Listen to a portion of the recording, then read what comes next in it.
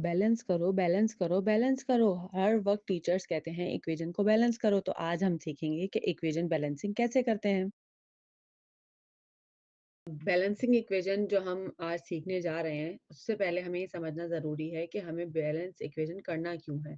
ठीक है, तो आज के ऑब्जेक्टिव्स में सबसे पहले इक्वेशन क्या है, सिंबल और फ़ॉर्मूला का फ़र्क क्या है, बैलेंस किस तरह से कर सकते हैं, बैलेंसिंग क्यों ज़रूरी है और हम फिर कुछ एग्ज़ाम्पल्स देखेंगे। तो सबसे पहला जो हमारा ऑब्जेक्टिव व्हाट इज़ इक्वेशन, तो हमें पता है कि इक्वेशन के अंदर हम केमिकल रिएक्शन को रिप्रेजेंट करते हैं यूजिंग फॉर्मूला एंड सिंबल।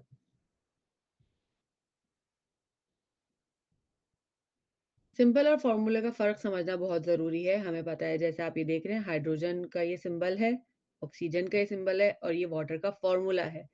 तो बेसिकली होता क्या है कि सिंबल के अंदर हम जस्ट एक एलिमेंट को शो करते हैं और फॉर्मूला के अंदर हम एक कंपाउंड को शो करते हैं जिसके अंदर हमारे पास एलिमेंट्स मौजूद होते हैं। ठीक है? इसके अलावा हमारे पास जो फ़ॉर्मूला है और जो सिंबल है, उसके साथ हमें नंबर लिखे हुए नज़र आ रहे हैं, जो कि बेसिकली एटम्स की क्वांटिटी को रिप्रेज़ेंट कर रहे हैं। अगर वो फ़ॉर्मूला सिंबल है, तो उसमें एटम्स के फ़ॉर्मूला के किसी एलिमेंट के कितने एटम्स मौजूद हैं, वो लिखा हुआ होगा और अगर हमारे पास कोई फ़ॉर्मूला है, तो हमारे पास उसमें किसी मॉलिक्यूल में कितने एटम मौजूद हैं कंपाउंड के, उनकी टोटल क्वांटिटी लिखी हुई होगी। लेकिन अगर आपने गौर किया हो कि यहाँ पर हमारे पास 2 हाइड्रोजन हैं और 2 ऑक्सीजन है, लेकिन यहाँ पे हमारे पास हाइड्रोजन 2 और 1 ऑक्सीजन का एटम है, तो ये कैसे पॉसिबल हुआ? ये देखना बहुत इम्पोर्टेंट है कि अचानक से 1 ऑक्सीजन कहाँ चला गया? तो यही सबसे बड़ा इम्पोर्टेंट रीज़न है कि जिसकी वजह से हम इक्वेशन को बैलेंस करते हैं। अब होता कुछ इस तरह से है कि हमारे पास 2 हाइड्रोजन हैं, 2 ऑक्सीजन हैं। अगर हम इनको कंबाइन करें वाटर का मॉलिक्यूल बनाने के लिए, तो ये 2 हाइड्रोजन कंबाइन होंगे 1 ऑक्सीजन से और हमें मिलेगा वाटर का 1 मॉलिक्यूल। तो अगेन आप देख सकते हैं कि हमारे पास यहाँ पर 1 ऑक्सीजन बच गया है। अब इसके लिए हमें कितने हाइड्रोजन एटम्स की ज़रूरत है? हमें नीड है 2 हाइड्रोजन एटम्स की। लेकिन यहाँ पर ये अकेला है, इसके साथ कोई भी नहीं है। तो अब हमें क्या होगा, हमें 2 अलग हाइड्रोजन एटम्स की ज़रूरत पड़ेगी।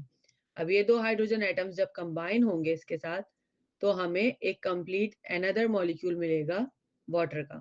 इस तरह से हमें टोटल 4 हाइड्रोजन एटम्स और 2 ऑक्सीजन एटम्स की ज़रूरत है, ताकि हमारे पास 2 वाटर के मॉलिक्यूल बने। अब अगर हम इक्वेशन देखें, तो हमें नज़र आ रहा है कि हमारे पास 2 हाइड्रोजन के मॉलिक्यूल्स हैं, 1 ऑक्सीजन का मॉलिक्यूल है और उसने हमें 2 मॉलिक्यूल दिए हैं वाटर के। तो अब ये जो हमारे पास बैलेंसिंग हो रही है, तो हमें पता है इसमें कि सबसे इम्पोर्टेंट चीज़ क्या है कि हमारे पास ये जो मास है, वो ना ही क्रिएट होगा, ना डिस्ट्रॉय होगा, बल्कि अपनी फॉर्म को चेंज करेगा, एक कंडीशन से दूसरी कंडीशन में। यानी कि अब फॉर्म और फ्रॉम का डिफरेंस बच्चों को कभी भी मिक्स नहीं करना चाहिए। यानी कि एक फॉर्म, एक कंडीशन से दूसरी कंडीशन की तरफ वो शिफ्ट हो जाएगा। जहाँ हम ये देख सकते हैं कि हाइड्रोजन जो है, वो ऑक्सीजन के साथ कंबाइन होके अपनी कंडीशन चेंज कर रहा है, अपनी स्टेट चेंज कर रहा है, अपना फॉर्म चेंज कर रहा है। केमिकली कंबाइन होके केमिकल प्रॉपर्टीज़ चेंज हो रही हैं और वाटर फॉर्म कर रहा है। और इस तरह से जो हमारा रिएक्टेंट का मास है, वो इक्वल है प्रोडक्ट के मास के, यानी 4 हाइड्रोजन हैं, तो 2 ऑक्सीजन है, तो हमारे पास एंड प्रोडक्ट में भी 4 हाइड्रोजन और 2 ही ऑक्सीजन है और इस थ्योरी को हम कहते हैं law of conservation of mass. यानी कि मास जो है वो कंजर्व रहेगा, कोई भी रिएक्शन हो जाए वो खत्म या अलग से बनेगा नहीं। तो ये जो थ्योरी है, ये असल रीज़न है कि जिसकी वज़ह से हम हमारी जितनी भी इक्वेशंस हैं, हम उनको बैलेंस करते हैं।